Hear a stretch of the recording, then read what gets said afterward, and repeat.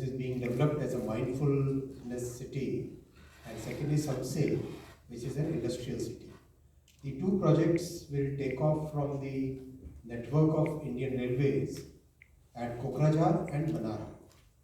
The investment which is envisaged at this point of time is about 4,033 crore rupees, and the total length is about 90 kilometers, to be precise, 89 kilometers of railway network will be created.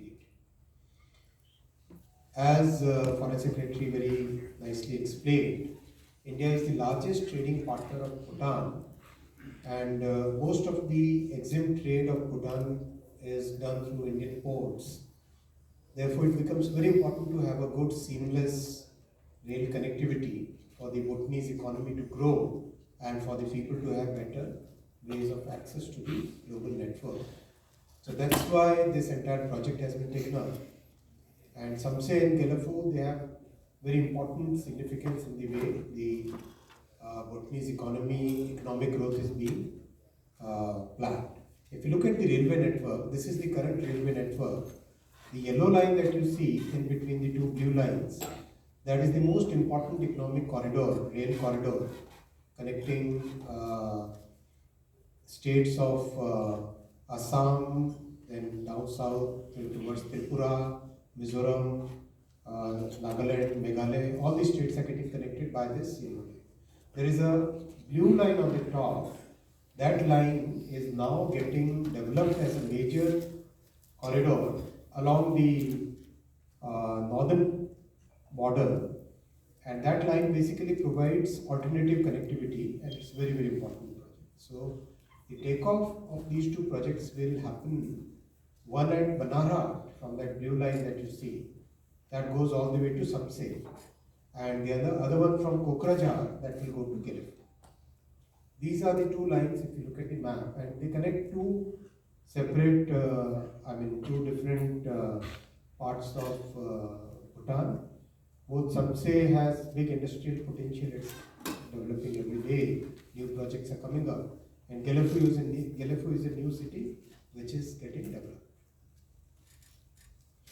I'll come to these two projects one by one. Kokrajhar to Gelafu is, if you look at this, New Bongaigaon is a major industrial center in India where it is getting connected. Kokrajhar is the region station, and then it gets connected to the entire Indian railway network. So, in a sense, by constructing about some 70 kilometers, you get the advantage of 1,50,000 kilometers of railway network. That is the advantage which comes by the network effect. This is a more detailed map of this alignment. There are many bridges and many stations. There are 6 stations, 2 important bridges, 2 viaducts, which means the entire section is elevated, 29 major bridges, 65 minor bridges, 2 goodshed will be developed. There is 1 flyover and 39 underpasses. The construction period will be about 4 years for this project. All the land schedules, everything has already been done. A lot of homework has already gone in to reach this level, and very soon we will start the construction work. Basically, this will provide a lot of economic benefits to the people, both in terms of tourism, in terms of industrial growth, in terms of people-to-people movement, goods movement.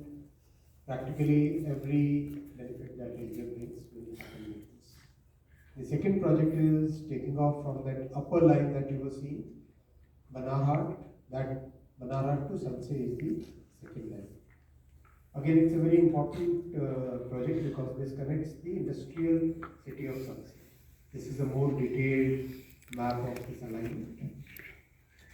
On the existing railway line, we'll also have 2 small cord lines so that the movement can happen on both sides of the train seamlessly. This is something that we have started doing in practically all parts of the country because this improves the mobility. Again, this 20-kilometer project will have 2 stations, 1 major bridge, 24 minor bridges, 1 flyover and 37 underpasses. This is about 577 crores and this will take about 3 years. Huge benefit to the people of Bhutan. The entire area will get connected and lots of goods movement which takes days today will start happening in a few hours. We have seen in Mizoram, it used to take 4 or 5 days for a cement truck or a steel or any other goods truck to reach um, the capital Aizawl. Now that's happening in a few hours. So that kind of benefit will come. Just like in case of Srinagar, we have seen that the time for goods shrinks from days to hours. So that is the benefit which will happen for Sanse as well as Gilif. This is one of the promises we had made and we are delivering on this promise. Thank you, sir. With that, we are now. Bhutanese side is 2.39 kilometers. Indian side is 66.66 kilometers.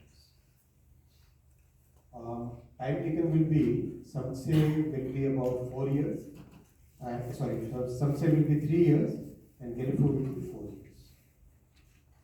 We'll be using these two lines. This line will also have in the country and this will be designed for running Vande Bharat trains.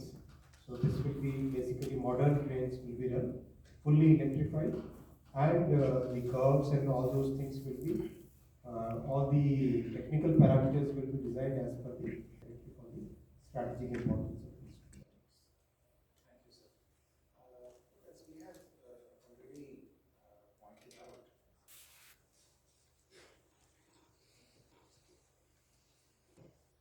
47 there, yes. A lot of studies have happened over the past few years. Each and every parameter has been very carefully studied, especially because entire northeastern region that we have seen the kind of issues that we face day in and day out.